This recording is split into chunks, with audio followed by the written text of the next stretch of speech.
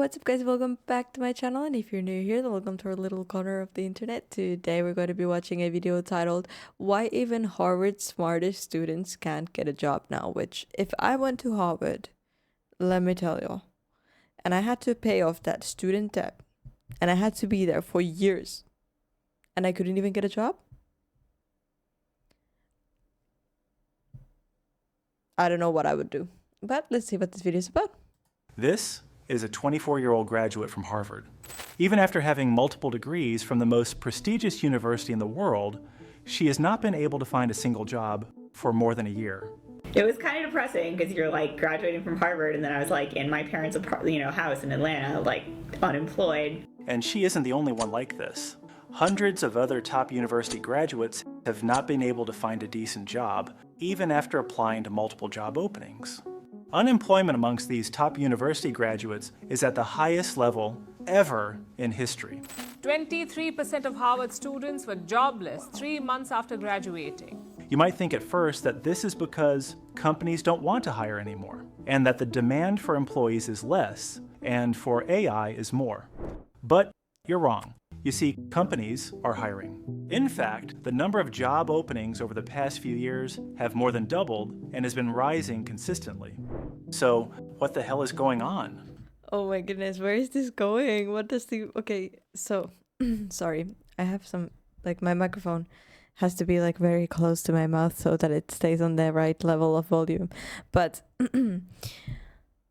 at first I was like, yeah, but that's, like, the typical reasoning, right? Like, everybody's switching to, like, AI, you know, like, there's less jobs because you can do more now when it comes to, like, writing and everything.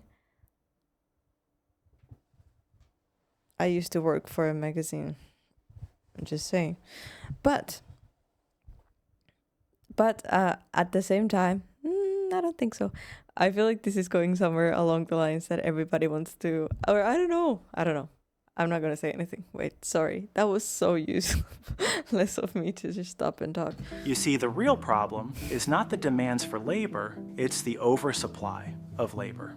A few decades ago, this wasn't the case. Big companies not only paid these graduates any salary they wanted, but also fight with other giant corporations just to hire the best graduates from the top Ivy League colleges. Getting a job was much more easier back then. Even when jobs were scarce, finding one still... Persistence was often enough to land a decent job that paid the bills. But today, you could try that 1,000 times and still never get a chance. The job market has changed completely. The bar for entry has risen to absurd heights, and the promise that education guarantees employment has evaporated. Before the 2000s, a college degree almost guaranteed a stable career. Companies happily hired fresh graduates offering wages that could support a family because if they didn't, someone else would. Now, it's the opposite.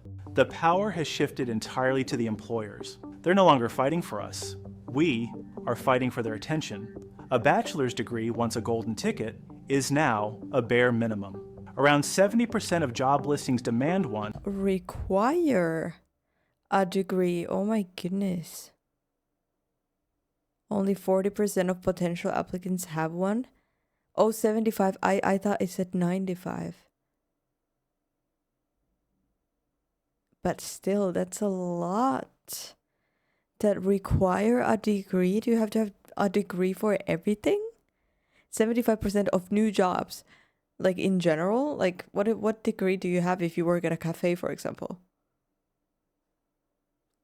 Wild. Yet only about 30% of adults actually have it. And even that's not enough Wild. anymore. Entry-level roles now expect years of real-world experience, unpaid internships, and a portfolio that look like you've been working full-time for years. And all this for salaries that barely cover your monthly rent. Students are trapped in an impossible loop. You need experience to get a job, and you need a job to gain experience. The only way out is to work for free, or balance multiple jobs while studying full-time, something most can't afford to do. And the results? A generation that's overqualified, underpaid, and exhausted before even starting. But the deeper reason finding a job feels impossible today isn't just qualifications, it's competition. In the past, if a company wanted to hire, they'd hang a sign in the window or post an ad in a local newspaper. Applications trickled in slowly. Managers would read each of the applications one by one, met candidates in person, and made decisions based on gut feeling and personality. But today, that human connection is gone. If a company posts a job online, it's instantly visible to thousands, sometimes hundreds of thousands of people. Applying takes seconds. There's no cost, no barrier, and no personal interaction. I can't lie. I've had such good luck with jobs. I've often thought about the fact that I wish that I had gotten fired, like, from somewhere. That sounds so weird to say like that. That sounds like, I wish I gotten fired because I'm such a good worker. No, I'm not saying that. I'm saying I wish I had that disappointment, because I feel like that would have made me stronger as a person, in either fired or like not gotten a job. But I've always gotten every single job that I've went for, and I feel like it would have made me thicker skinned if I had that type of disappointment that I didn't get a job that I applied for. So I've had very good luck with it. I hope that didn't come off as like cocky, because that's not what I'm saying. Oh, that sounded so bad, especially with the concept of like this. Oh my goodness, I need to think. Should I delete this? No. Okay, you guys who understand me understand what I'm saying. It's not, I'm bad wording, bad timing. I'm just saying. Oh, what do I do? Let's just leave it in at all. It's fine. It's fine. And because everyone knows the odds of selection are terrible, people send out even more applications just to get noticed. It's a numbers game that no one can win. What used to be a personal process has become an automated chaos. Every listing now attracts a flood of resumes, far more than any hiring team could ever read. So companies turn to technology to filter the noise. And that's where everything started breaking. Almost every major company now uses something called an applicant tracking system, or an ATS. It's a software that scans resumes and automatically rejects most of them before a I didn't mean to get fired, by the way. That was the wrong word. I meant that the application thing, like to get rejected, would have made me thicker skinned. Just clearing that out. human ever looks at them. At first, these systems were simple, filtering out people who didn't meet legal or basic requirements. But over time, they evolved into something far more complex and far more ruthless. Today's ATS doesn't just check for qualifications, it hunts for keywords. It ranks every resume like a search engine ranks web pages. If your CV doesn't include the exact words used in the job description, or if your formatting confuses the system, you're instantly dropped to the bottom of the pile, no matter how qualified you are. These programs decide who gets an interview long before any human judgment comes into play. It's not even just about rejection anymore. Many job applications you see online aren't even real to begin with. Ghost jobs listings that companies never intend to fill have flooded the market. In 2023, analysts found that nearly half of all US job postings were fake. The roles either didn't exist, were already filled internally, or were left open indefinitely for interviews. Companies do this for all kinds of reasons. Sometimes they want to look like they're expanding. Other times they already have someone in mind, but want to appear fair by advertising publicly. Some even keep listings up to collect a pool of resumes just in case they need someone later. And job boards, which make money from listings, have no reason to stop them. So millions of people waste hours applying to positions that never existed in the first place. It's an incredibly demoralizing experience. People spend days perfecting cover letters, reformatting resumes, and completing. Now, this is why I said it was insensitive of me to say that, and I noticed that now, and I apologize. I didn't mean it in a way like, oh, I wish I got rejected. Like, I don't know. It sounded so freaking stupid that I'm like about to not post this video. But if it's up, then please don't judge me. I didn't mean it that way. Okay. Lengthy applications only to get ghosted or rejected automatically. The process feels inhuman because it is. For employers, applicants have become data points on a dashboard, something to sort, rank, and discard. And as the hiring process has become more digital, it also becomes more detached. Many companies don't even interview people anymore. Instead, they rely on endless online questionnaires, personality assessments, and scenario-based tests. These are supposed to evaluate critical thinking, but in reality, they often test only one thing: how well you can guess what the company wants you to say. Large corporations use these tests because they're cheaper than interviews. They eliminate the need for managers to make decisions. A computer can now decide who's a cultural fit based on multiple choice questions and behavioral algorithms. But in practice, this approach filters out individuality. The candidates who get through are the ones who learn how to game the system, not necessarily the ones who do the job best.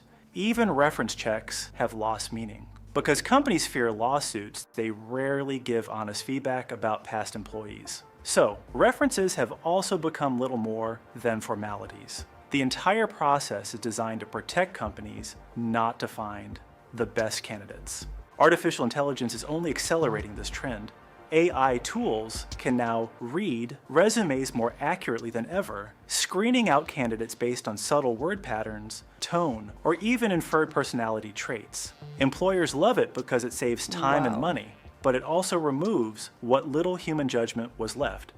What if I just make my CV with AI and I just give, you could make your CV with AI, you just give it the jobs you've been to, the times, and then explain what job you're applying for and tell, just make me the best person for this job. What about then? How you gonna read me? Can be filtered out for reasons you'll never know, and by a system you'll never meet. Even when you do make it past all those barriers, there's no guarantee the job is real or worth it. Companies now drag applicants through months of interviews, tests, and unpaid projects before finally choose someone else, or no one at all. Candidates are treated like an expendable resources in a machine that never stops running. Ironically, the rise of recruitment technology was supposed to make things easier. Instead, it's created an entire industry of middlemen profiting from the chaos. Recruitment agencies, job optimization services, and career coaches charge desperate job seekers to fix problems that shouldn't exist.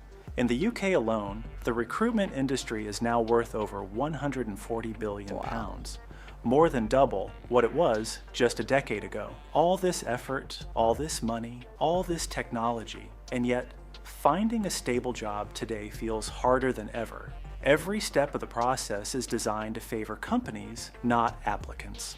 And when people finally get hired, the reward is often a paycheck that hasn't kept up with inflation in decades.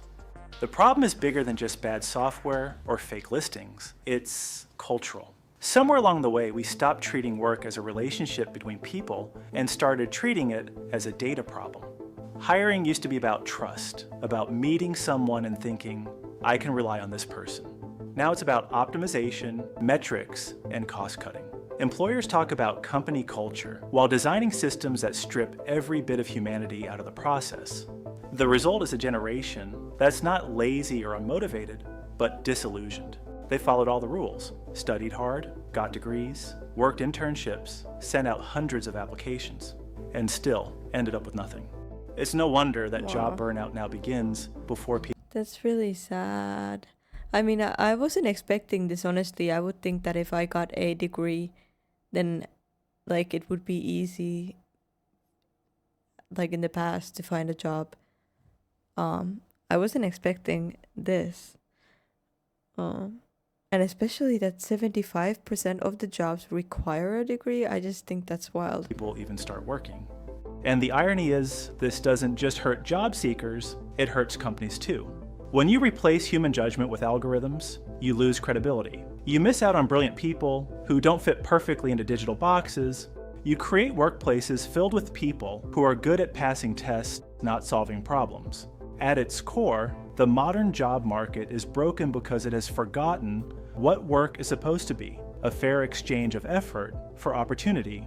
Instead, it has become a maze of bureaucracy and algorithms where luck often matters more than talent. So yes, finding a job really was easier decades ago, not because life was simpler, but because the process was human.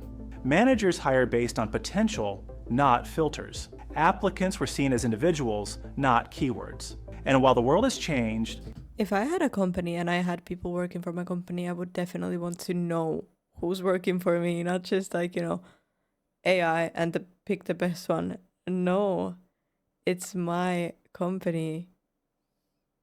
I find it weird or odd that people would do that. The lesson hasn't. No system can replace genuine human connection.